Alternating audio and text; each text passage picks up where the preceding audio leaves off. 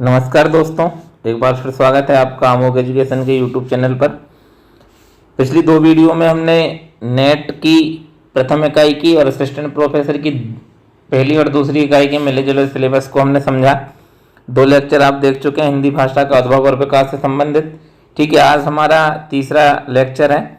ठीक है, इसमें हम आज देखेंगे हिंदी की संवैधानिक स्थिति और साथ ही इसी में हम ये जानेंगे कि हिंदी की विकास में किन किन संस्थाओं की क्या क्या भूमिका रही है, जो कि आपके मध्य प्रदेश सहायक प्राध्यापक में भी और नेट में भी सेम है। ठीक है, तो आज की वीडियो दोनों के लिए बहुत महत्वपूर्ण है। तो हम बिना समय गवाए शुरू करते हैं आज की वीडियो को। आज देखते हैं कि संवैधानिक विकास। ठीक है, सबसे पहले आपको एक बात याद दिला दूं, मैं आप लोगों ने राजभाषा पढ़ा होगा, जो हमने राजभाषा पढ़ाया था जब आपको हिंदी की बोली भाषा, विभाषा, राजभाषा, राष्ट्रभाषा वाले क्रम में जब हम पढ़े थे तब हमने देखा था कि राजभाषा की बात की गई थी। ठीक है, तो वही राजभाषा कब बनती है? जब वो संविधान में उल्लेखित हो। ये मैंने आपको बहुत पहले बताया था। ठीक है, तो अब हम शुरू से देखते हैं कि ये संवैधानिक क्या विकास है हिंदी का, किस प्रकार हुआ है। तो सबसे पहले प्रताप नारायण मिश्र जी हैं, उन्होंने हिंदी हिंदू हिंदुस्तान का नारा दिया है। अब बहुत से लोग इसमें बोलेंगे सर भारतेंदु हरिश्चंद्र जी ने भी दिया है, भारतेंदु हरिश्चंद्र जी का नाम भी आता है, पर पहली बार जो नारा दिया था वो इन्होंने दिया था, प्रताप नारायण मिश्र जी ने दिया था। हाँ, ये बात अलग है कि उसको महत्वपूर्ण, उसको बनाने का जो काम है, जो कार्य है, वो किया गया था भारतेंदु हरिश्चंद्र के द्वारा भी। पर ये नारा किसने दिया था? तो प्रताप नारायण मिश्र जी के द्वारा ये नारा दिया गया था। ठीक है, फिर हिंदी भाषा को राष्ट्रभाषा बनाने का जो विचार आया, मतलब सर्वप्रथम बंगाल में उदित। अगर आपसे पूछता है भैया किस राज्य में हिंदी को राजभाषा बनाने का विचार उदित हुआ था या कहाँ पे पहली बार बात की गई थी, तो बंगाल। ठीक है, अब ये आपको याद रखना, वो मध्य प्रदेश, छत्तीसगढ़ और ये दे देगा तो अपने लगेगा कि हिंदी बेल्ट की बात कर रहा है तो आप लगा दोगे, पर ऐसा नहीं। पहली बार बंगाल में उदित हुआ था कि हिंदी को राजभाषा बनाया जाना चाहिए। ठीक है, फिर संविधान सभा में हिंदी को राजभाषा बनाने का प्रस्ताव जो था वो गोपाल स्वामी अयंगर ने ही रखा था, जिनके नाम पे क्या आएगा? मुंशी अयंगर फॉर्मूला आएगा, वो हम आगे पढ़ेंगे। ठीक है, तो पहली बार संविधान सभा में किसने प्रस्ताव रखा? तो गोपाल स्वामी अयंगर। अब आप लोगों को ये विशेषता ध्यान देना है कि प्रश्न कैसे बनता है और कहां से बनता है। हमने 3 फैक्ट पढ़ लिए, पर जब एग्जाम में हमसे पूछा जाता हमें लगता है कि बहुत कठिन प्रश्न आ गया, ये प्रश्न ऐसे कहां से आ गया, तो उन प्रश्नों की गहराई पे ध्यान दो। ठीक है, वो पूछेगा कि पहली बार नारा, तो प्रताप नारायण मिश्र। वो बोलेगा पहली बार किस राज्य में, तो वो कह रहे हैं कि भैया बंगाल में। हम कह रहे हैं कि संविधान सभा में, शब्दावली पे ध्यान देना है कि संविधान सभा में पहली बार किसने प्रस्ताव रखा? तो गोपाल स्वामी अयंगर ने प्रस्ताव रखा। ठीक है, महात्मा गांधी भी बात करते थे। ठीक है, और भी आपकी जब हम समितियां पढ़ेंगे, राष्ट्रभाषा प्रचार समिति या काशी नागरिक प्रचार सभा, तब भी बात आएगी। लेकिन संविधान सभा में पहली बार गोपाल स्वामी अयंगर ने इसको रखा कि भैया हिंदी को राजभाषा बनाया जाना चाहिए। ठीक है, तो अब हम चलते हैं आगे। ठीक है, अब उपबंध क्या है भैया? उपबंध ये है कि संविधान में भाग 17 जिसका नाम है राजभाषा, मतलब संविधान के भाग 17 है ना, उसका नाम क्या दे दिया गया है? राजभाषा। ठीक है, राजभाषा ही नाम से भाग है। इसके अनुच्छेद 343 से 351 तक आपका उल्लेख है हिंदी का। और अगर अनुसूची की बात करोगे तो आरडीवी अनुसूची भाषाओं की बात करती है। ठीक है, ये भी याद रखना, पर हमें 17 भाग और अनुच्छेद 343 से 351 तक याद रखने। उसके अलावा 3 अनुच्छेद और ऐसे हैं जो आपको याद होने चाहिए। ठीक है, इन पे हम बात कर लेते हैं। पहला आता है 120। ये कहता है कि संसदीय भाषा, मतलब ये आर्टिकल और ये आर्टिकल दोनों एक जैसे लग रहे होंगे आपको, पर अंतर क्या है? अंतर ये कि 120 कहता है कि भैया संसद की भाषा क्या होगी। ठीक है, क्या कहता है कि संसद की भाषा क्या होगी। ठीक है, मतलब क्या बोल रहा है कि संसद की भाषा क्या होगी, मतलब क्या होगी। ठीक है, ये प्रश्न मार्क है। और 20 क्या कह रहा है ना, वही 20 क्या आपको बता रहा है? 20 आपको बता रहा है, ठीक है, एक मिनट ना, 20 आपको क्या बता रहा है? 20 कह रहा है कि संसद की जो भाषा है उसको हम हिंदी और अंग्रेजी में करेंगे, मतलब संसद का जो कार्य है वो हिंदी और अंग्रेजी में किए जाएंगे। मतलब 120 पूछ रहा था कि क्या होगी, वही 120A है ना, या 120A क्या कहता है कि हिंदी और अंग्रेजी होगी, उसी प्रश्न का जवाब। दूसरा आता है 210, ये कहते हैं कि राज्य विधानमंडल में, ठीक है। राज्य विधानमंडल में भी वही काम है, मतलब जो आपका विधान परिषद और विधानसभा, उसमें क्या होगी, तो क्या होगी, अंग्रेजी या हिंदी, या फिर ये और याद रखना, राज्य की राजभाषा में भी किया जाएगा। मतलब उस राज्य की जो राज्य भाषा होती है उस भाषा में भी हम कार्य कर सकते हैं। राज्य भाषा थोड़ा सा देख लीजिएगा, ठीक है।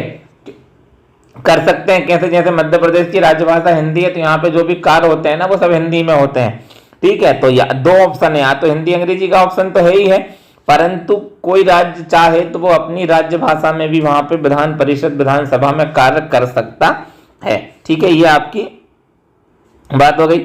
अगली बात हम करते हैं, ठीक है। 343 पहली बात 343 क्या कहता है कि हिंदी क्या होगी, भारत की राजभाषा होगी। अंकों का अंतरराष्ट्रीय स्वरूप, ठीक है, जो मैंने आपको बताया था, क्या बताया था उस दिन वीडियो में, 1 2 3 है ना, मतलब हिंदी वाले अक्षर, ये वाले अक्षर नहीं है, सॉरी, ऐसे करके 1 बनेगा, ऐसे करके 2, ऐसे करके 3, तो ये वाले अक्षर नहीं बन रहे, 1 2 और 3 है ना, मतलब अंतरराष्ट्रीय जो स्वरूप है अक्षरों का वो मान्य होगा, ठीक है। और देवनागरी लिपि होगी। मतलब आर्टिकल 343 तीन बात बोल रहा है। पहली बात बोल रहा है कि हिंदी होगी राजभाषा, मतलब वो क्या बोल रहा है कि भारत की राजभाषा क्या होगी, तो वो पहली बात बोल रहा है भैया हिंदी होगी। दूसरी वो बोल रहा है कि किस लिपि में लिखी जाएगी, तो हमने कहा देवनागरी लिपि में लिखी जाएगी। तीसरा वो बोल रहा है कि अंकों का स्वरूप क्या होगा, तो जो अंकों का अंतरराष्ट्रीय स्वरूप 1 2 3 है वो उसका अंतरराष्ट्रीय स्वरूप रहेगा, ठीक है। तो ये तीन चीज आपकी एक ही आर्टिकल में है। 344 पे आते हैं, ये कहता है कि भैया राजभाषा आयोग का गठन किया जाएगा प्रत्येक 5 वर्ष में। करेगा कौन, राष्ट्रपति, ठीक है। ये चीज आपको याद रखना है, राजभाषा आयोग का गठन किया जाएगा। कितने वर्षों में किया जाएगा, 5 वर्षों के उपरांत राजभाषा आयोग गठन किया जाएगा। करेगा कौन, राष्ट्रपति करेगा। तो फिर 3 तथ्य आपके सामने आ गए कि भैया राजभाषा आयोग का गठन कौन करता है, राष्ट्रपति करता है। प्रत्येक कितने वर्ष पे करता है, तो 5 वर्ष पे करता है। किस आर्टिकल में राजभाषा आयोग का वर्णन किया गया है, तो 344 में राजभाषा आयोग का वर्णन किया गया है। समझ गए।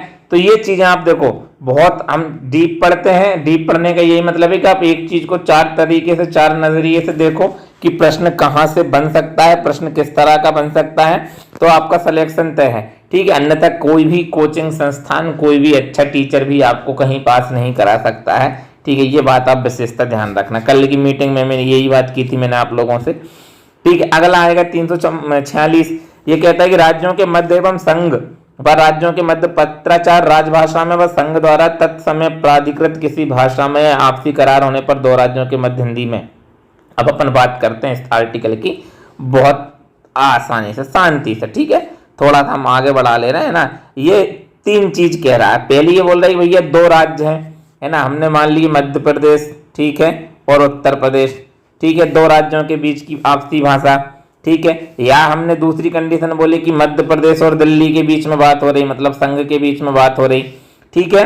ये बात आपकी 2 राज्यों के बीच में, राज्यों के मध्य हो रही है, या किसके बीच में हो रही, राज्य और केंद्र की हो रही। तो हम क्या बोल रहे हैं कि उस माध्यम में जो उस समय प्राधिकृत कर दी जाए, मतलब आज की सरकार ने क्या डिसाइड किया है कि किस भाषा में हम पत्राचार करेंगे किसी भी राज्य से, पहली बात। दूसरी कंडीशन की 2 राज्यों ने खुद डिसाइड कर लिया, है ना, 2 राज्यों ने खुद डिसाइड किया, मान लो मध्य प्रदेश और उत्तर प्रदेश ने ये निर्णय ले लिया है कि भाई हमारी जो राज्य सरकारें हैं वो हिंदी में बात करेगी, ठीक है। किस में करेगी, हिंदी में बात करेगी। तो 346 क्या कहता है कि राज्यों के मध्य या राज्य और संघ के मध्य किस भाषा में होगा, तो राज्य और संघ के मध्य उस भाषा में होगा जो सरकार प्राधिकृत कर देगी, या आपसी करार हो जाएगा, या फिर दो राज्यों के मध्य आपसी करार के हिसाब से भाग किया जा सकता है, ठीक है। ये आपकी हो गई क्लियर, ठीक है। अब हम बात करते हैं अगली, है ना, अगला है हमारा 348 कह रहे भैया न्यायालय, संसद व राज्य विधानमंडल में प्रयोग की भाषा, मतलब न्यायालय में, संसद में और इनमें प्रयोग की भाषा, ठीक है, ये है। तो इसमें आप आगे जब हम पढ़ेंगे, अभी नियम पढ़ेंगे, तब हम ये स्पष्ट समझ लेंगे क्या है। 350 कह रहा है कि व्यथा के निवारण में अभ्यावेदन में प्रयोग की जाने वाली भाषा, इसमें 2 आर्टिकल हैं, ठीक है। तो ये क्या कहता है 350 का खा, कह रहा है कि व्यथा के निवारण, मतलब अगर कोई परेशान व्यक्ति जो आ रहा है उसके निवारण में वो किस भाषा में अभ्यावेदन, मतलब अपना आवेदन प्रस्तुत कर सकता है, तो वो भैया पहली चीज आ रही कि भाषाई अल्पसंख्यक वर्गों के लिए प्राथमिक स्तर पर मातृभाषा में शिक्षा की सुविधाएं एक चीज दे रहा है, और अल्पसंख्यक वर्गों के लिए क्या कर रहा है वो, अल्पसंख्यक वर्गों के लिए एक विशेष अधिकारी की नियुक्ति की जा रही है। इसमें एक तथ्य और छुपा रहता है, वो ये रहता है कि आप अपनी जो कंप्लेंट है, जो FIR है, वो किसी भी भाषा में दर्ज करा सकते हैं। आपसे कोई ये नहीं कह सकता है कि आप हिंदी में FIR दर्ज कराओ। मतलब किसी का सिर फूट गया है ना, उसका सिर फोड़ दिया और वो आ रहा है, पुलिस वाला बोल रहा नहीं तू हिंदी में बात कर, है ना, या अंग्रेजी में बात कर, तो वो नहीं, उसकी जो जिस भाषा में वो बोल रहा है आप FIR दर्ज करो, वो आपकी प्रॉब्लम है। ठीक है। और आखिरी 351 कहता है कि हिंदी के विकास के लिए निर्देश देता है कि राज्य सरकार का मतलब है कि जो संघ की सरकार है, केंद्र सेंट्रल गवर्नमेंट, वो क्या करेगी, हिंदी के विकास और प्रचार के लिए, विकास और उसके लिए प्रचार प्रसार के लिए क्या करेगी, कार्य करेगी। ठीक है। मतलब हिंदी का प्रचार प्रसार कैसे किया जाना है, उसका विकास कैसे किया जाना है, इसके लिए केंद्र सरकार क्या रहेगी, उसके लिए जिम्मेदार रहेगी, उनको ये करना पड़ेगा। ठीक है। तो ये आपका हो गया 351। ठीक है। फिर अब भी मैंने आपको बताया था कि भैया भाग 17 हो गए थे। ठीक है। भाग 17 में आर्टिकल 343 से 351 हो गया था। अनुसूची 8वीं थी। ठीक है। तो 8वीं अनुसूची की हम कुछ चीजें देख ले रहे हैं। पहले 14 भाषाएं थी। ठीक है। और बाद में कितनी हो गई है, 22 भाषाएं हो गई। तो भैया ये 22 भाषाएं किस क्रम में आई है वो आपको थोड़ा सा पता होना चाहिए कि 14 के बाद 15, 16, 17, 18, 19, 20, 21 और 22 8 भाषा कब कब आई। ठीक है। तो सबसे पहले 14 के बाद आई सिंधी। ठीक है। कब आई, 1967 में। ठीक है। संविधान संशोधन कौन सा था, 21वां था। भाषा कौन सी बनी, 15वीं। अब ये चीज है, मतलब बच्चे हमेशा पूछते हैं सर कैसे याद करें, क्या करें, तो मैं यही बोलता हूँ आपसे, ये ट्रिक नहीं बता रहा हूँ मैं आपको, सिर्फ कॉन्सेप्ट बता रहा हूँ कि आप किस प्रकार याद कर सकते हो किसी भी कठिन तत्व को। पहली बात हमने 3 चीजें याद कर ली। ठीक है। अब आगे अपन चल रहे हैं कैसे, मैंने कहा कि 1967, 1992 और 2003। ठीक है। फिर मैंने किया 21, 71, 92। फिर मैंने भाषा याद की भैया, पहले सिंधी आई, फिर कोंकणी, मणिपुरी, नेपाली आई, और फिर BDMS मतलब बोडो, डोगरी, मैथिली और संथाली भाषा आपकी शामिल हुई। तो आपको एक बार में याद हो जाएगा। हमने कहा कि भैया संविधान संशोधन कौन कौन से हैं, तो 21, 71, 92। हमने कहा कब कब हुए हैं, तो हमने कहा 67, 92, 2003 में। हमने कहा भैया कौन कौन सी भाषाएं शामिल हुई, तो हमने कहा सिंधी, उसके बाद कोंकणी, मणिपुरी और नेपाली, और फिर हमने कहा कि BDMS। ठीक है। मतलब बोडो, डोगरी, मैथिली और संथाली। तो इस प्रकार आप चारों चीजों को एक बार में ही याद कर सकते हो। ठीक है। अब यहाँ से प्रश्न का पैटर्न कैसा होता है कि बहुत सारे बच्चों के दिमाग में सवाल आता है भैया प्रश्न कैसे बनेगा, आखिर इससे प्रश्न कैसे पूछेगा आयोग, या फिर UGC NTA कैसे पूछेगा। तो वो ये पूछ सकता है कि सिंधी भाषा के बारे में निम्न में से कौन सा कथन असत्य है ना। पहला उसने दे दिया कि भैया सिंधी भाषा को 21वें संविधान संशोधन के द्वारा शामिल किया, सिंधी भाषा 1967 में शामिल की गई, सिंधी भाषा 8वीं अनुसूची में 15वीं भाषा के रूप में शामिल हुई। ठीक है। और एक वो आपको कुछ भी तथ्य दे देगा। ठीक है। तो ये आपको बताना रहेगा कौन सा कथन असत्य है। ठीक है। या वो ये दे देगा भैया 16वीं भाषा के रूप में शामिल हुई, तो अपने 16वीं नहीं 15वीं थी। ठीक है। इसी प्रकार वो दे देगा कि इनकी जोड़ी में ला दो, मतलब उन्हें देगा कि मैथिली है ना, उसके बाद कह दे दी मणिपुरी, और उसके बाद दे दी सिंधी है ना, फिर सन डाल दिए 1967, 92 और 2003, ऐसे सन पूछ लेगा। ठीक है। तो इस प्रकार नेट पूछेगा, कॉन्सेप्चुअल। सेट और असिस्टेंट प्रोफेसर में सामान्य प्रश्न बनेगा। सामान्य प्रश्न इस तरह बनेगा कि भैया मैथिली को कब शामिल किया गया, हमने कहा भैया मैथिली भाषा जो थी उसको 2003 में शामिल कर लिया गया। तो इस प्रकार के आपके तथ्य आएंगे। ठीक है। तो इसको आप याद कर लीजिएगा। अब हम आगे चलते हैं मुंशी आयंगर फॉर्मूला पे, जो अभी मैं आपको बात कर रहा था। ठीक है।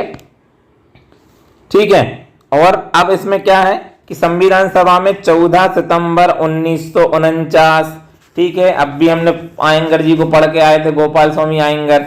ठीक है। तो गोपाल स्वामी आयंगर ने पहली बार प्रस्ताव रखा था, याद है। ठीक है। तो हम क्या बोल रहे हैं कि 14 सितंबर 1949 को मुंशी आयंगर फॉर्मूले के आधार पर ही क्या किया, देवनागरी लिपि में लिखित हिंदी को भारत की राजभाषा के रूप में तथा भारतीय अंकों के अंतरराष्ट्रीय स्वरूप को स्वीकृति दे दी गई। जो हमने 343 आर्टिकल में पढ़ा था वो 343 आर्टिकल, मुंशी आयंगर फॉर्मूला, और वो दोनों एक समान है। तो ये आपको याद होना चाहिए। 14 सितंबर 1949 तो याद होने चाहिए। अगर जिनको नहीं है वो बहुत ज़्यादा मतलब लज्जित अपने आप में महसूस करना चाहिए, उनको बहुत शर्म की बात है कि आप हिंदी के विद्यार्थी हो और आपको हिंदी का पता नहीं है। ठीक है, यहीं से 14 सितंबर आया है हिंदी दिवस मनाने के लिए। ठीक है, ये 1949 डेट याद रखना है आपको, सन याद रखना है। तो ये है मुंशी आयंगर फॉर्मूला, जिसमें क्या बताया गया था भैया हिंदी संघ की राजभाषा होगी जो देवनागरी लिपि में लिखी जाएगी और अंकों का अंतरराष्ट्रीय स्वरूप क्या होगा, मान्य होगा। ठीक है, अब हम करते हैं धीरे धीरे एक एक करके बात कि भैया कौन सा आयोग आया, उसने क्या सिफारिश की और हिंदी और आगे अपने बढ़ते कदम कैसे हिंदी के आगे चले। पहले आता है प्रथम राजभाषा आयोग। ठीक है, प्रथम राजभाषा आयोग, इसका गठन हुआ 7 जून 1955 को। अध्यक्ष इसके थे बीजी खेर, सदस्य इसके सुनीति कुमार चटर्जी और पी सुब्बा राय और भी थे। ठीक है, प्रतिवेदन इसने दिया 31 जुलाई 1956 को। अब इससे पहले प्रतिवेदन सिफारिश से पहले हम क्या चीज याद करना है, हमें 3-4 चीजें, ये पहले ये तथ्य ये ऐसे कैसे आपको याद करना है। हमने कहा गठन कब हुआ, तो बोलो 1955 में। हमने कहा कब, तो बोले 7 जून को। फिर उसका अध्यक्ष कब कौन है भैया, तो ये बीजी खेर है। हमने कहा सदस्य सुनीति कुमार चटर्जी और सुब्बा रायन है। प्रतिवेदन कब दिया, तो 31 जुलाई 1956 को इसने प्रतिवेदन दिया, मतलब लगभग 1 साल बाद। ठीक है, जून में गठित हुआ, जुलाई में प्रतिवेदन दिया। तो ऐसे याद रखो कि गठित हुआ जून में, प्रतिवेदन दिया जुलाई में, 55 और 56 याद रख लो। ठीक है, 2 चीज याद हो गई। तीसरी हमने कहा कि बीजी खैर इसके अध्यक्ष थे, बात करना। अब सिफारिश क्या कर रहा है ये सिफारिश, देखो इसने कहा कि माध्यमिक स्तर तक हिंदी अनिवार्य कर दो, मतलब मिडिल क्लास तक जो हम पढ़ते हैं तो माध्यमिक स्तर तक हिंदी भाषा अनिवार्य कर दी जानी चाहिए, मतलब माध्यमिक स्तर तक हिंदी भाषा में ही शिक्षा दी जाएगी। फिर अगला बहुत अच्छा जो मुझे बहुत ज्यादा पसंद है, मतलब खुद व्यक्तिगत रूप से, इसने कहा कि देश में न्याय देश की भाषा में हो। ठीक है, हाई कोर्ट अभी भी इंग्लिश में ही चल रहा है। ये बड़े दुर्भाग्य की बात है कि हिंदी भाषी देश होने के बाद, बहुसंख्यक हिंदी भाषी होने के बाद आज भी हमें न्याय जो है वो किस में मिल रहा है, अंग्रेजी में। ठीक है, तो ये देश की भाषा में न्याय हो, मतलब कोर्ट के जो आदेश आते हैं ना, अभी भी आपने देखा होगा पीएससी का आदेश आया था, तो वो अपने को समझ में नहीं आ रहा है ना। क्यों नहीं आ रहा, क्योंकि हिंदी में जबकि होना चाहिए, हिंदी की चीजें हैं, राज्य हिंदी है। ठीक है, अब शायद एमपी में बहुत सी चीजें परिवर्तित हुई है और होनी चाहिए राष्ट्रीय स्तर पे। तो इस आयोग ने भी कहा था भैया जो देश में न्याय हो रहा है तो वो देश की भाषा में करो ना, अंग्रेजी में क्यों, तुम समझ में नहीं आ रहा क्या चीज है। तो वो उनने फिर क्या कहा कि जनतंत्र में अखिल भारतीय स्तर पर अंग्रेजी का प्रयोग संभव नहीं है, मतलब इसलिए इन्होंने कहा कि इसलिए हिंदी में करो। उन्होंने कहा कि भैया जितना जनतंत्र है ना उसको आप पूरा का पूरा इंग्लिश में नहीं कर सकते हो, क्योंकि उसका प्रयोग संभव नहीं है। एक एलिड वर्ग है, जो पढ़ा लिखा वर्ग है, संपन्न वर्ग है, उसको तो इंग्लिश ठीक है, वो पहुंच गया इंग्लिश तक, पर जो सामान्य जनता है, जो गाँव के लोग हैं, वो नहीं पहुंचे हैं। और भारत गाँव में बसता है 70%, तो इसलिए उन्होंने कहा कि भैया जनतंत्र का प्रयोग अंग्रेजी संभव नहीं है, इसलिए ये सिफारिशें दी इन्होंने। अगली बात कर लेते हैं, संसदीय राजभाषा समिति। ठीक है, अब संसदीय राजभाषा समिति का भैया गठन कब हुआ, तो गठन हुआ 16 नवंबर 1957 को। ठीक है, प्रतिवेदन 8 फरवरी 1959 को दे दिया और जीवी पंत इसके अध्यक्ष थे। सदस्य इसमें 30 थे, ऐसे याद रखना, 20 लोकसभा के और 10 राज्यसभा के, ये अगर कभी पूछ ले डीप में जाके तो। ठीक है, कौन भैया, गठन कब हुआ, हमने कहा कि 1957 में। प्रतिवेदन कब दिया, 2 साल बाद 1959 में। ठीक है, गठन की डेट 16 नवंबर और प्रतिवेदन की डेट 8 फरवरी। ठीक है, इस टुकड़ों में याद करोगे तो आपको अपने आप चीजें याद होंगी और आपको कभी भी कोई कठिनाई नहीं होगी। ठीक है, आराम से शांतिपूर्वक है ना, शांत चित्त से पढ़ो, शांत चित्त से सुनो, आपको सारी चीजें याद होंगी, आपको कोई दिक्कत नहीं आने वाली, आप सिलेक्शन लेके जाओगे। ठीक है, हमने कहा 16 नवंबर 1957 को गठन हो गया, 8 फरवरी 1959 को उसने अपना प्रतिवेदन दे दिया। दिया किसने, तो हमने कहा जीवी पंत जी थे, वो अध्यक्ष थे, उन्होंने प्रतिवेदन दिया। ठीक है, फिर हमने कहा कि सदस्य कितने थे, टोटल 30 थे। तो हमने कहा भैया लोकसभा के ज्यादा होते हैं, इसलिए लोकसभा के 20 और राज्यसभा के 10। ठीक है, फिर सिफारिश ने क्या दी, अब इन्होंने कहा कि हिंदी संघ की राजभाषा का स्थान जल्द से जल्द ले ले, मतलब इन्होंने कहा भैया हिंदी को संघ की राजभाषा, ठीक है, उस राजभाषा के रूप में जल्दी से जल्दी प्रतिष्ठित हो जाना चाहिए। स्वीकार तो हमने कर ली थी, और उसको प्रॉपर तरीके से वहां पे प्रतिष्ठित होना वो अलग बात है। उन्होंने कहा भैया 1965 तक अंग्रेजी प्रधान रहेगी और हिंदी सहायक रहेगी। चलो कोई दिक्कत नहीं। उन्होंने कहा भाई अंग्रेजों से गुलामी से हमें आजादी मिली है, तो अब ऐसा है कि गुलामी से आजादी मिली है तो हमारे जो जो बहुत मतलब जो पढ़े लिखे लोग हैं, जो ज़्यादा उसमें है, मतलब संविधान सभा में भी ज़्यादा पढ़े लिखे लोग हैं सब, तो वो अंग्रेजी के बहुत सारे पक्षधर थे। तो उन्होंने कहा एक काम करो, अंग्रेजी को प्रधान भाषा बना दो तब तक 1965 तक, और 1965 के बाद उल्टा कर दो, हिंदी को प्रधान बना दो और अंग्रेजी को सहायक भाषा बना दो। पर ये भी अभी तक सही तरीके से नहीं हो पाया है, ये भी बहुत दुख की बात है। खासकर हिंदी के विद्यार्थी, हिंदी का जो प्रसार करना चाहते हैं, जो हिंदी के लिए कुछ करना चाहते हैं, उनके लिए। ठीक है, तो क्या 3 चीज हो गई। ठीक है, एक बार हम रिवाइज कर लें तीनों चीज, इसको हटा दो, आपको याद करना है। ठीक है, पहली चीज इन्होंने कहा कि हिंदी जो है वो संघ की राजभाषा के रूप में जल्दी से जल्दी अपना स्थान ग्रहण कर ले। उन्होंने कहा दूसरी बात, 1965 तक अंग्रेजी सहायक और हिंदी अंग्रेजी मुख्य और हिंदी सहायक, 1965 के बाद अंग्रेजी को सहायक कर दो और हिंदी को मुख्य भाषा कर दो, खत्म। आयोग का गठन कब हुआ था? नवंबर 57 में हुआ। रिपोर्ट कब दी? 8 फरवरी 1959 को दी। कौन थे? पंत जी थे। ठीक है, ये आपके पूरा कंप्लीट। अब हम चलते राजभाषा अधिनियम 1963। ठीक है, ये भैया 1963, संशोधन इसमें हुआ 1967 में, धाराएं इसमें 9 थी। ठीक है, याद रखना, कभी कभी फैक्चुअल पूछ लेते कितनी धाराएं थी, 1-2 बार आया है, 9 धाराएं थी। अब ये क्या कह रहा है? ये कह रहा है भैया 26 जनवरी 1965 के बाद भी हिंदी के अतिरिक्त अंग्रेजी भाषा का प्रयोग यथावत जारी रहेगा। ये बड़ी विडंबना वाली बात थी। उन्होंने कहा कि 1965 के बाद भी अंग्रेजी का प्रयोग जारी रहेगा, यथावत मतलब जैसा चल रहा है वैसा। फिर उच्च न्यायालय के निर्णय में हिंदी या किसी अन्य राज्य स्तरीय भाषा का प्रयोग जारी रहेगा, मतलब उच्च न्यायालय निर्णय दे रहा है तो हिंदी में या अन्य किसी राज्य स्तरीय भाषा का प्रयोग जारी रहेगा। ठीक है, फिर संघ के संकल्पनों, अधिसूचनाओं, विज्ञापनों को हिंदी व अंग्रेजी दोनों में जारी किया जाएगा। ठीक है, मतलब जो संघ के संकल्प है, कोई अधिसूचना आ रही है, आदेश आ रहा है, या फिर कोई विज्ञापन आ रहा है, मतलब नोटिफिकेशन आ रहा है, तो वो हिंदी और अंग्रेजी दोनों में जारी किए जाएंगे, जबकि ठीक है किया जाना चाहिए इनको। ठीक है, जब तक अहिंदी भाषी राज्य अंग्रेजी को समाप्त करने का संकल्प नहीं ले लेते तब तक उसका प्रयोग चलता रहेगा। ये बहुत बहुत बहुत ज्यादा नेगेटिव फैक्ट था, क्योंकि अहिंदी भाषी राज्य नहीं चाहते हैं कि हिंदी मतलब हिंदी का प्रयोग और अंग्रेजी को समाप्त किया जाए, इसलिए अंग्रेजी ही अभी भाषा के रूप में चल रही है हिंदी के साथ, और राष्ट्रभाषा नहीं बन पा रही है हिंदी। ठीक है, फिर इस अधिनियम को द्विभाषा नीति का प्रादुर्भाव, मतलब इसी अधिनियम के तहत क्या आया था? द्विभाषा नीति। दो भाषा नीति क्या है वो अपन चलते हैं, देखो आगे।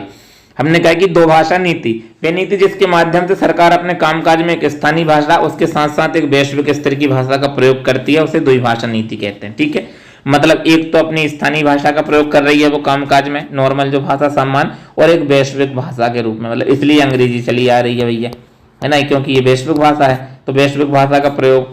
फिर त्रिभाषा नीति आई, इसकी अनुशंसा किसने दी? कोठारी आयोग ने दी। इनने कहा कि हिंदी का विकास व बढ़ावा, एकता की भावना का संवर्धन किया जाना चाहिए। इनने प्रस्ताव क्या दिए? हिंदी भाषी राज्यों में हिंदी व अंग्रेजी के अतिरिक्त 8वीं सूची की किसी एक भाषा को पढ़ना चाहिए, मतलब 8वीं सूची में 22 भाषा है तो हिंदी और अंग्रेजी के अतिरिक्त एक भाषा लेके आओ। फिर इनने कहा कि हिंदी भाषी राज्यों में प्रादेशिक और अंग्रेजी भाषा के साथ साथ हिंदी को पढ़ाओ। ये बड़ा अच्छा फॉर्मूला था कि भाई हमें भी तुम्हारी भाषा आनी चाहिए और तुम्हें भी हमारी भाषा आनी चाहिए, ताकि संचार सही तरीके से हो सके, है ना, सही तरीके से हो सके और भाषा के स्तर पर कोई विविधता ना बचे। ठीक है, भाषा के स्तर पर एक समानता स्थापित हो सके। तो ये त्रिभाषा सूत्र था। ठीक है, इसको राज्यों ने अस्वीकार कर दिया, पर राष्ट्रीय शिक्षा नीति 2019 जो अभी आई है, जो 2020 में लागू हुई है, उस नीति में इसको शामिल कर लिया गया कि भैया अब उसमें क्या किया जाएगा कि मातृभाषा में तो किया ही जा रहा है, उसके साथ आपको 3 भाषा का वो किया जाएगा। ठीक है, अगला पढ़ते हैं राजभाषा नियम। ठीक है, अगले क्रम में राजभाषा विभाग ने सरकारी कामकाज को बढ़ावा देने के लिए 12 नियम निर्धारित किए, इन्हीं को राजभाषा नियम कहते हैं। इनमें कुछ नहीं किया, राज्यों को 3 वर्गों में बांट दिया। ये आपने नहीं पढ़ा होगा तो एक बार अपन देख ले रहे हैं, इसको ज्यादा इंपॉर्टेंट नहीं है। एक का वर्ग था, एक ख वर्ग था और एक ग वर्ग था। ठीक है, का वर्ग का मतलब ये था कि ऐसे राज्य थे जिनकी प्रथम भाषा हिंदी, मतलब जिनकी राजभाषा हिंदी थी, और दूसरी भाषा उनकी दूसरी भाषा के रूप में एक दूसरी भाषा को प्रयोग करा, मुख्य भाषा हिंदी थी। ख वर्ग में ऐसे थे जिनमें हिंदी समझी जा रही थी पर प्रमुख भाषा नहीं थी, जैसे कि गुजरात, पंजाब, महाराष्ट्र, है ना। इनमें पंजाबी मुख्य है, हिंदी दूसरी है, गुजराती मुख्य है, हिंदी दूसरी है, मराठी मुख्य है, हिंदी दूसरी है। ठीक है, पर इनमें एक ही है, हिंदी ही मुख्य है। ठीक है, फिर ग वर्ग में इनने कहा कि जहाँ ना तो हिंदी समझ रहे हैं और ना हिंदी बोल रहे हैं, ठीक है, वो राज्य हैं, मतलब जहाँ हिंदी से कोई मतलब नहीं है, तमिलनाडु, केरल, तेलंगाना, उत्तर पूर्व राज्य असम मेघालय है ना, ये असम मेघालय ये सारे जो हैं पूर्वोत्तर राज्य, ये सबके सबके इसमें आते हैं ग वर्ग में। तो एक बार हम सरल भाषा में देख लें, भैया क वर्ग वाले ऐसे हैं जिनको हिंदी बोलना भी आता है, समझना भी आता है, जिनको हिंदी के अतिरिक्त किसी भाषा की आवश्यकता नहीं है। फिर हमने कहा ख वर्ग में ऐसे हैं कि हिंदी दूसरी भाषा के रूप में, पहली उनकी खुद की भाषा है जैसे पंजाबी, गुजराती, मराठी, पर हिंदी दूसरी भाषा है। तीसरे ऐसे हैं जहाँ हिंदी ना तो बोली जाती है और ना हिंदी समझी जाती है, उनकी अपनी खुद की भाषा है और दूसरी भाषा के रूप में किसी और भाषा को मान्यता प्राप्त है। जैसे केरल और इनमें है, तो केरल में आपको केरल वाली मिल जाएगी, मलयालम कर्नाटक वाली मिल जाएंगी, तमिल मिल जाएगी, तेलुगु मिल जाएगी, पर दूसरी भाषा के रूप में अंग्रेजी मिलेगी, हिंदी नहीं मिलेगी। ठीक है, तो ये वाला काम गा राज्यों का। ठीक है, अब हमने अगली क्रम में कि यार हिंदी भाषा में और क्या किया, किसका योगदान है, तो विश्व हिंदी सम्मेलन की एक संकल्पना की गई। ठीक है, इसका उद्देश्य क्या था, हिंदी भाषा का प्रचार प्रसार करना, हिंदी की वैश्विक पहुंच सुनिश्चित करना और संयुक्त राष्ट्र की भाषा का दर्जा दिलाना, जो कि हमारे माननीय प्रधानमंत्री मोदी जी कार्यकाल में हुआ है। मतलब हम उनके भक्त नहीं हैं, उनके कामों का हम विरोध भी करते हैं, समर्थन इस स्तर पर ये बहुत अच्छा काम है। ठीक है, कि उन्होंने किया है कि भैया संयुक्त राष्ट्र संघ में हिंदी को दर्जा दिला दिया है। ठीक है, तो ये 3 चीजें इसमें है कि वैश्विक स्तर पर प्रथम विश्व सम्मेलन की बात कर लें, ज्यादा में नहीं देखना है। ये 10 से 14 जनवरी को 1975 में हुआ है, नागपुर में हुआ था। विश्व सागर राम गुलाम मॉरिशस के राष्ट्रपति आए थे। ठीक है, ये इसकी डिटेल है। 10 जनवरी को विश्व हिंदी दिवस इसलिए मनाते हैं। ठीक है, विश्व हिंदी दिवस मनाते हैं। विश्व हिंदी सम्मेलन के परिप्रेक्ष्य में पहला सम्मेलन 10 जनवरी को हुआ था स्टार्ट। ठीक है, और 14 सितंबर को हिंदी दिवस मनाते हैं, ये भी याद रखना। ठीक है, तो ये चीजें हो गई। अब हम आगे और चलते हैं, हम आगे और देखते हैं भैया और कौन कौन सी संस्थाएं जिन्होंने हिंदी के विकास में महत्वपूर्ण भूमिका निभाई है। ठीक है, तो हिंदी के विकास से संबंधित अन्य महत्वपूर्ण संस्थाओं में कौन कौन सी आती है। पहली है दक्षिण भारत हिंदी प्रचार सभा, इसकी स्थापना हुई 1918 में। ठीक है, कब हुई, 1918 में इसकी स्थापना हुई है। संस्थापक इसके मोहनदास करमचंद गांधी मतलब गांधी जी थे। ठीक है, 1927 में इसको स्वतंत्र निकाय बना दिया गया। पहले ये स्वतंत्र निकाय के रूप में नहीं थी, है ना, 1918 में बन तो गई थी पर स्वतंत्र निकाय नहीं थी। 1927 में इसको क्या कर दिया गया, इसको एक स्वतंत्र निकाय के रूप में स्थापित कर दिया गया। सदस्य कौन कौन थे, राजगोपालाचारी जी थे, सत्यदेव परिव्राजक थे, देवदास गांधी थे। ठीक है, ये लोग इसके सदस्य थे। अब ये कर क्या रही थी, उद्देश्य क्या था, उन्होंने कहा कि दक्षिण प्रांतों में हिंदी भाषा का प्रचार प्रसार करना इसका उद्देश्य था। नाम ही है दक्षिण भारत हिंदी प्रचार सभा। तो दक्षिण भारत के जो राज्य थे उस टाइम पे, प्रांत मानो दक्षिण भारतीय प्रांत जो थे, उनमें क्या करना था, हिंदी भाषा का प्रचार प्रसार करना था। ठीक है, ये 2 पत्रिका निकालती है, हिंदी प्रचार समाचार ये मासिक है और दक्षिण भारत जो है वो द्विमासिक है। ठीक है, 2 पत्रिकाएं इसकी हो गई। ठीक है, विशेष क्या है, केंद्र सरकार की ये राष्ट्रीय महत्व का संस्थान है। ठीक है, मतलब ये केंद्र सरकार का है और कैसा है, राष्ट्रीय महत्व, क्योंकि पूरे भारत में काम कर रहा है। फिर दूसरी सभा बहुत बहुत बहुत ज्यादा इंपॉर्टेंट है, बहुत महत्वपूर्ण है, नागरी प्रचारणी सभा। ठीक है, ये इसलिए भी इंपॉर्टेंट है, इसमें आपको रामचंद्र शुक्ल जी का नाम मिलेगा। ठीक है, बहुत सारे लोग आपको श्याम सुंदर दास जी और सब लोग मिलेंगे, इसमें बहुत लोगों ने काम किया है। ठीक है, इसकी स्थापना 1893 में हुई थी। ठीक है, इसके संरक्षक थे पंडित रामनारायण मिश्र जी और बाबू श्याम सुंदर दास, ये प्रमुख रूप से ये लोग इन्होंने स्थापना की इसकी, गोपाल दास खत्री। अब ये कार्य क्या करती थी, ठीक है, नागरी लिपि में सुधार, जो हमारी देवनागरी लिपि है उसमें इसने सुधार किया। ठीक है, देवनागरी जब हम लिपि पढ़ेंगे ना, लिपि सुधार, तब हम इसका कार्य देखेंगे कि नागरी प्रचारणी सभा ने किया है। दूसरा आशुलिपि व टंकण संबंधी सुधार, आशुलिपि टाइपिंग। ठीक है, टाइपिंग वाला हो गया। हिंदी साहित्य का समृद्धिकरण किया इसने, मतलब हिंदी साहित्य को क्या बनाया, समृद्ध बनाया। समृद्ध कैसे बनाया, नागरी प्रचारणी सभा के द्वारा बहुत सारी पुस्तक हैं जो किसके लिए, हिंदी भाषा के लिए जारी की जाती है, जिसमें हिंदी भाषा का साहित्य मिलता है। और ये वही नागरी प्रचारणी सभा है जिसकी भूमिका एक पुस्तक छप रही थी विश्व साहित्य वाली, हिंदी साहित्य वाली, उसके लिए रामचंद्र शुक्ल को बुलाया, उनने भूमिका लिखी, है ना, और उसको हिंदी शब्द सागर, क्या नाम था, हिंदी शब्द सागर, है ना, एक पुस्तक निकाली हिंदी शब्द सागर, और इस हिंदी शब्द सागर की भूमिका लिखी किसने, रामचंद्र शुक्ल जी ने। ठीक है, और शुक्ल जी ने भूमिका इतनी लंबी लिखी कि उसको बाद में 1929 में, है ना, 1929 में हिंदी साहित्य का इतिहास नाम से अलग बुक निकाल दी उसी को, ठीक है। तो ये वही नागरिक प्रचारणी सभा है, इसलिए आप इसको याद रखिएगा, इसकी डेट याद रखिएगा, इसके संस्थापक सदस्य याद रखिएगा, इसके कार्य याद रखिएगा। ये बहुत बहुत बहुत महत्वपूर्ण आपके लिए होने वाला है। ठीक है, अगली है राष्ट्रीय प्रचार समिति, ये वर्धा, ठीक है, महाराष्ट्र में है। ठीक है, ये 1936 में हिंदी प्रचार समिति का गठन किया। काका कालेलकर साहब के सुझाव पे इसका नाम बदल के राष्ट्रभाषा प्रचार समिति रखा। मतलब इनने 1936 में स्थापित की, पर किस नाम से स्थापित की? हिंदी प्रचार समिति के नाम से स्थापित की। और बाद में काका कालेलकर के सुझाव पे क्या नाम रखा? राष्ट्रभाषा प्रचार समिति। ठीक है, अब एक बात याद रखना, वो तथ्य पूछते हैं ना तो ऐसे ही पूछते हैं कि भैया राष्ट्रभाषा प्रचार समिति के बारे में निम्नलिखित कथन पे विचार कीजिए, है ना। तो वो दे देगा भैया इसकी स्थापना 1936 में हुई। स्थापना के समय इसका मूल नाम हिंदी प्रचार समिति था। ठीक है, बाद में महात्मा गांधी की सिफारिश पर या महात्मा गांधी के सुझाव पर इसका नाम बदल के राष्ट्रभाषा प्रचार समिति कर दिया। इनमें से असत्य कथन कौन सा है? ठीक है, तो यह याद रखना, ये महात्मा गांधी के नाम पे नहीं बल्कि काका कालेलकर के नाम में सुझाव के आधार पर इसको क्या कर दिया? राष्ट्रभाषा प्रचार समिति नाम दे दिया गया। ठीक है, चलिए इसका मूल वाक्य क्या है? इसका मूल वाक्य एक हृदय हो भारत जननी। ठीक है, क्या है? एक हृदय हो भारत जननी। उद्देश्य इसका हिंदी का प्रचार प्रसार भारत और विश्व में करना।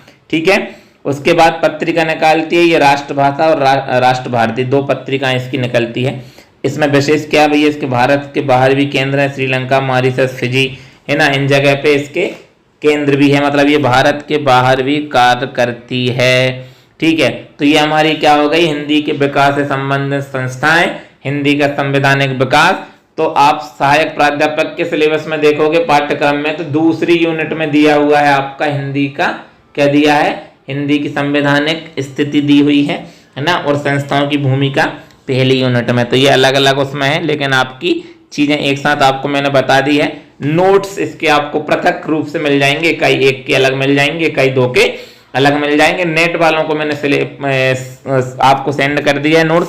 आपके नोट्स वो ही रहेंगे जो अभी आपको ग्रुप में मिले हैं। ठीक है, तो ये आपकी हमारी आज की क्लास यहाँ तक खत्म हुई है। ठीक है, अगर कोई इस क्लास को वीडियो लेक्चर आपको लिंक मिल जाएगी। अगर कोई हमारे अमोघ बैच को ज्वाइन करना चाहता है तो वो इस बैच को ज्वाइन कर सकता है। ठीक है, आज की वीडियो भी पब्लिश रहेगी, उसके बाद कल से सिर्फ वीडियो पब्लिश नहीं मिलेगी आपको। ठीक है, जो बैच खरीदेगा उसी को वीडियो मिलेंगी। 9630155455 पर आप हमें मैसेज कर सकते हैं। ठीक है, नेट की फीस हमारी 4000 रुपये है और सेट की उसकी हमारी एपी की असिस्टेंट प्रोफेसर की 5000 रुपये मात्र है, जिसमें आपको टेस्ट सीरीज भी साथ में रहेगी। ठीक है, तो इस वीडियो को एक बार, दो बार, तीन बार, कम से कम 2 से 3 बार देखो, नोट्स को आप पढ़ो, है ना। उसके बाद आपको किसी भी प्रकार की कोई दिक्कत नहीं आएगी। आप हमारा टेलीग्राम चैनल ज्वाइन कर सकते हैं। ठीक है, टेलीग्राम चैनल हमारा अमोघ एजुकेशन, उसको आप ज्वाइन कर लीजिएगा, तो आपको उस पर डिटेल मिलती रहेंगी। ठीक है, इसकी वीडियो की लिंक भी मिल जाएगी और आपको PDF नोट्स भी मिल जाएंगे। ठीक है, तो मिलते हैं हम अगली वीडियो में। ठीक है, अभी के लिए इतना ही। चलिए, धन्यवाद।